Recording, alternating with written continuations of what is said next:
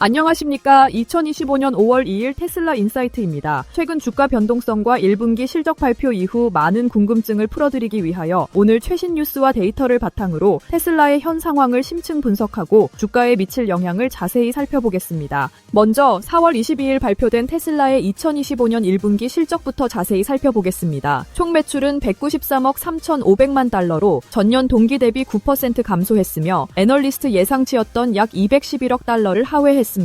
이는 2012년 이후 가장 큰 폭의 연간 매출 감소율입니다. 순이익은 4억 900만 달러로 전년 동기 대비 71% 급감했으며 비일반 회계 기준 주당 순이익은 0.27달러로 애널리스트 예상치 0.38달러에서 0.44달러 사이를 크게 밑돌았습니다. 전체 총이익률은 16.3%였으며 운영마진은 2.1%로 급락했습니다. 특히 주목할 점은 규제 크레딧 매출을 제외한 자동차 부문 총이익률이 12.5%로 최근 몇 년간 가장 낮은 수준 중 하나였다는 것입니다. 1분기 규제 크레딧 매출은 5억 9,500만 달러로 이 수익이 없었다면 테슬라는 1분기에 손실을 기록했을 것입니다. 긍정적인 부분은 인겨 현금 흐름이 6억 6,400만 달러로 플러스를 유지했고 분기 말 현금 및 투자 자산은 370억 달러 수준으로 견조합니다. 매출과 순이익 급감, 특히 자동차 부문의 수익성 악화는 단기적으로 주가에 상당한 부담 요인입니다. 평균 판매 가격 하락과 규제 크레딧 의존도 증가는 우려를 낳습니다. 운영마진 2.1%는 비용 구조와 가격 경쟁 심화에 대한 우려를 증폭시킵니다. 1분기 실적 부진의 핵심은 자동차 사업의 수익성 악화이며 규제 크레딧 없이는 적자였다는 사실은 핵심 사업의 펀더멘털 약화를 시사합니다. 이는 단순한 판매량 감소 이상의 구조적 문제를 제기하며 향후 크레딧 수익 감소 시 수익성 압박이 더욱 심화될 수 있음을 의미합니다. 운영마진 급락은 단순한 판매가 인하 외에도 AI 및 R&D 투자 증가, 모델 Y 생산 라인 변경 비용 등 미래 성장을 위한 투자가 현재 수익성을 잠식하고 있음을 보여줍니다. 단기적 고통이 미래 성장의 발판이 될 수 있을지가 관건입니다.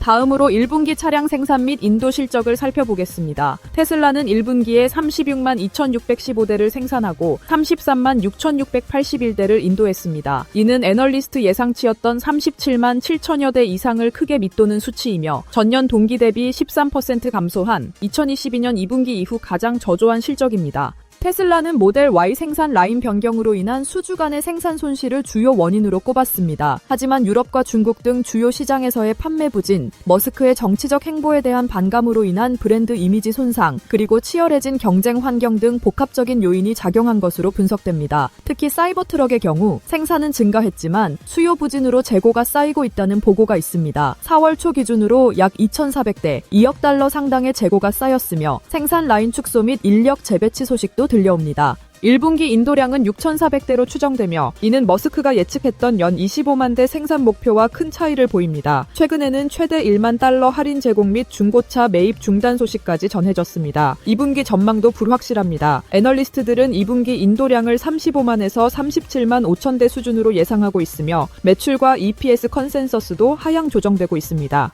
테슬라는 1분기 실적 발표에서 2025년 연간 성장 가이던스 업데이트를 다음 분기로 미뤘습니다. 1분기 인도량 쇼크와 생산량 감소는 수요 둔화 및 생산 차질 우려를 증폭시켜 주가에 부정적입니다. 특히 사이버트럭의 부진은 새로운 성장 동력에 대한 기대를 약화시킵니다. 2분기 전망 불확실성과 가이던스 부재는 단기적인 주가 하방 압력으로 작용할 수 있습니다. 생산량이 인도량을 약 2.6만 대 초과한 것은 재고 증가를 의미합니다. 이는 단순히 생산 라인 변경 문제뿐 아니라 실제 수요가 예상보다 약하다는 신호일 수 있으며 2분기에 추가적인 가격 인하 또는 공격적인 금융 프로모션으로 이어져 수익성을 더욱 압박할 가능성이 있습니다. 사이버트럭의 부진은 단순한 신차 효과 미미를 넘어 테슬라의 제품 기획 및 가격 책정 전략 그리고 머스크의 디자인 주도 방식에 대한 근본적인 의문을 제기합니다. 이는 향후 출시될 저가 모델이나 다른 신차 프로젝트의 성공 가능성에 대한 불확실성을 높이는 요인이 될 수 있습니다. 머스크 관련 소식도 연일 헤드라인을 장식하고 있습니다. 1분기 실적 발표에서 머스크는 5월부터 정부 효율부, 즉 DOGE 업무 비중을 상당히 줄이고 테슬라에 더 많은 시간을 할애하겠다고 약속했습니다. 이는 테슬라 경영에 집중해달라는 투자자들의 요구에 부응한 것으로 해석되며 실적 발표 후 주가 상승의 주요 요인 중 하나였습니다. 하지만 바로 지난 5월 1일 월스트리트 저널은 테슬라 이사회가 약 한 달 전 머스크의 후임 CEO를 물색하기 시작했다고 보도해 시장에 충격을 주었습니다.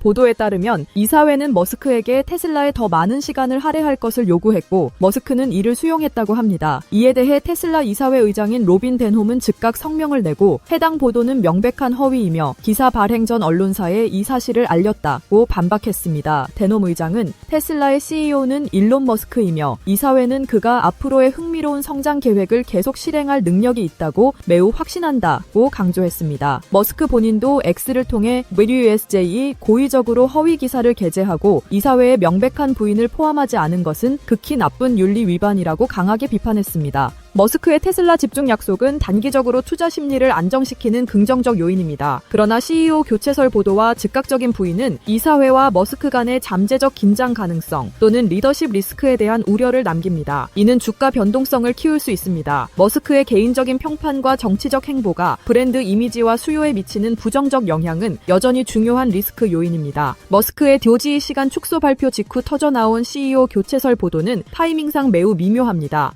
이는 이사회가 실제로 머스크에게 압력을 가했고 그 결과 머스크가 테슬라 집중을 약속했을 가능성을 시사합니다. 이사회의 부인에도 불구하고 머스크의 키맨 리스크와 그의 외부 활동이 테슬라 경영에 미치는 영향에 대한 내부적 우려가 표면화된 것일 수 있습니다. 덴홈 의장의 성명과 머스크의 격한 반응은 단순한 부인을 넘어 외부의 문제 제기에 대한 강한 방어 기제를 보여줍니다. 이는 향후 테슬라 관련 부정적 뉴스나 비판에 대해 회사가 더욱 폐쇄적으로 대응할 가능성을 시사하며 투명성 측면에서 투자자들에게 또 다른 리스크가 될 수 있습니다. 어려운 시기지만 테슬라의 장기적인 가치는 자율주행과 로보틱스에 달려있다는 것이 머스크와 다수 애널리스트들의 시각입니다. 각 분야의 최신 진척 상황을 살펴보겠습니다. 먼저 FSD, 즉 완전 자율주행 기술입니다. FSD V13은 계속해서 개선되고 있으며 특히 H바뷰사 하드웨어의 성능을 활용하는 데 중점을 두고 있습니다. 하지만 일부 데이터에 따르면 개입 없는 주행거리가 약 500마일 수준에서 정체되어 머스크가 언급했던 기하급수적 발전과는 거리가 있고 완전 자율주행 목표인 70만 마일과는 아직 큰 격차가 있습니다. H바뷰3 차량에 대한 지원도 계속되고 있지만 H바뷰4 기반의 최신 기능 전부를 활용하기는 어려울 수 있습니다. 해외 확장은 지속되고 있습니다. 최근 노르웨이에서 공공도로 FSD 테스트를 위한 2년간의 규제 면제를 획득했으며 중국에서도 FSD 출시를 준비 중인 것으로 알려졌습니다.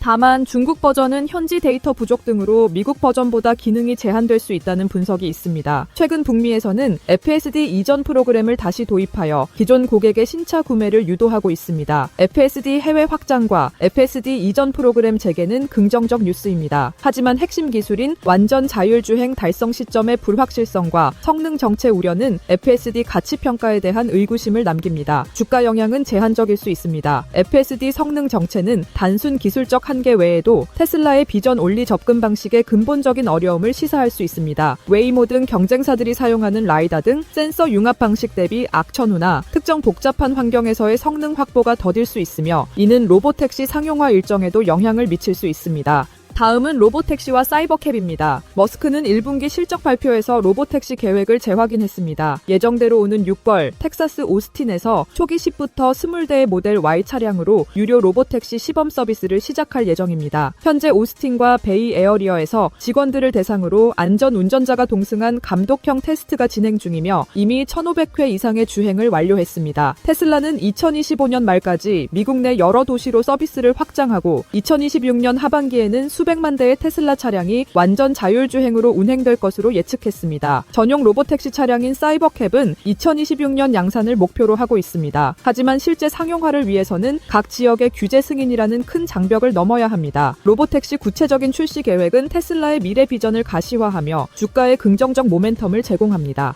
하지만 초기 규모가 작고 완전 무인 운행까지는 규제 및 기술적 허들이 남아있어 단기적인 재무 기여보다는 장기적인 기대감이 주가에 반영될 가능성이 높습니다. 실행 리스크와 지연 가능성은 여전히 존재합니다. 로보택시 초기 운영을 모델 Y로 시작하고 전용 차량인 사이버캡은 2026년 이후로 미룬 것은 언박스드 공정 등 차세대 생산 방식 적용 지연 또는 비용 절감을 위한 현실적인 타협일 수 있습니다. 이는 테슬라가 로보택시 사업의 빠른 시작을 위해 기존 자산을 활용하는 유연성을 보여주지만 동시에 차세대 차량 개발 및 생산 혁신이 당초 계획보다 늦어지고 있음을 시사할 수도 있습니다.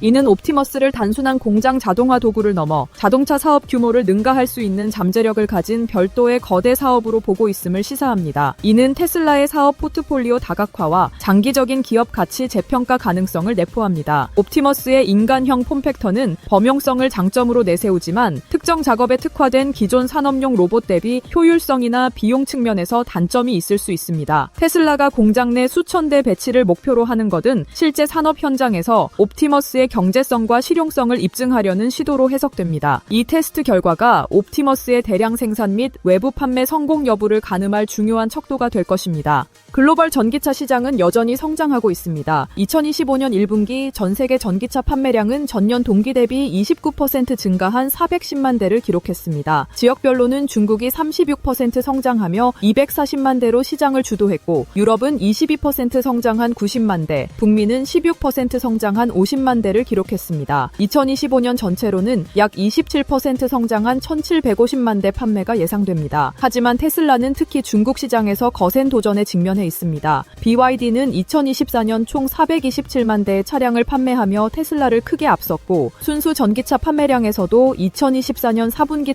BYD는 가격 경쟁력, 빠른 충전 기술, 다양한 라인업을 앞세워 중국 내수 시장 점유율을 높이고 유럽 등 해외 시장 공략도 강화하고 있습니다. 4월 중국 소매 판매 추정치를 보면 BYD는 약 26만 8천 대, 테슬라는 약 3만 대로 격차가 더욱 벌어질 것으로 예상됩니다. 테슬라의 중국 시장 점유율은 2023년 7.8%에서 2024년 6%대로 하락했으며 유럽 일부 국가에서도 판매량이 급감하는 추세입니다.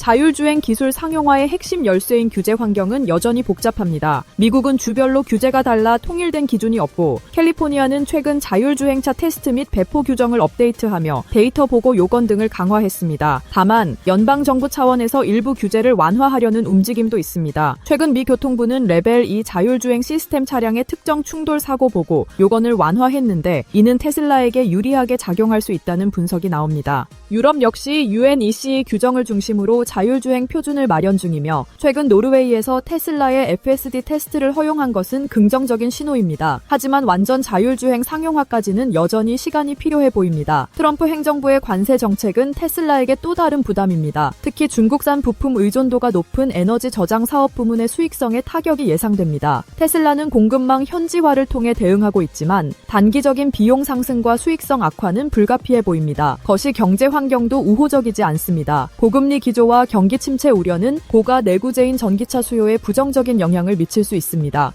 복잡한 자율주행 규제, 관세로 인한 비용 증가, 거시 경제 불확실성 등 외부 환경 요인은 테슬라의 성장 전망과 수익성에 대한 리스크를 높여 주가의 부담으로 작용합니다. 규제 완화 움직임은 일부 긍정적이나 전반적인 불확실성이 더 큽니다. 미국의 자율주행 규제 완화와 유럽의 테스트 허용은 긍정적이지만 이는 완전 자율주행 상용화와는 거리가 있습니다. 오히려 이러한 점진적 규제 변화는 완전 자율주행 기술 개발 및 검증에 대한 사회적 요구 수준이 높아지고 있음을 반영하며 테슬라가 넘어야 할 기술적, 사회적 수용성 허들이 여전히 높다는 것을 의미합니다. 관세 리스크가 자동차 부문보다 에너지 부문에 더 큰 영향을 미칠 수 있다는 점은 주목할 만합니다. 에너지 부문은 최근 테슬라의 성장 동력 및 수익성 버팀목 역할을 해왔는데 관세로 인해 이 부문의 성장이 둔화되거나 수익성이 악화될 경우 자동차 부문의 부진을 상쇄하기 어려워져 회사 전체의 재무 안정성에 예상보다 큰 타격을 줄 수 있습니다. 종합적으로 볼 때 테슬라는 현재 수익성 압박, 치열한 경쟁, 머스크 관련 불확실성, 그리고 기술 상용화 및 규제라는 다중적인 도전에 직면해 있습니다. 1분기 실적은 이러한 어려움을 명확히 보여주었습니다. 하지만 동시에 테슬라는 자율주행, 로보틱스, 에너지 저장 분야에서 혁신을 지속하며 미래 성장에 대한 기대를 놓지 않고 있습니다. 머스크는 여전히 테슬라의 미래에 대해 극도로 낙관적이며 회사가 그 어느 때보다 밝은 미래를 가지고 있다고 강조했습니다. 단기적인 어려움 속에서도 이후 테슬라는 혁신의 역사를 써왔습니다. 자율주행과 로보틱스라는 거대한 파도가 현실이 된다면 테슬라는 다시 한번 세상을 놀라게 할 잠재력을 가지고 있습니다. 앞으로 테슬라가 마주할 도전과 기회를 계속 주시하며 다음 시간에 더 깊이 있는 분석으로 찾아뵙겠습니다.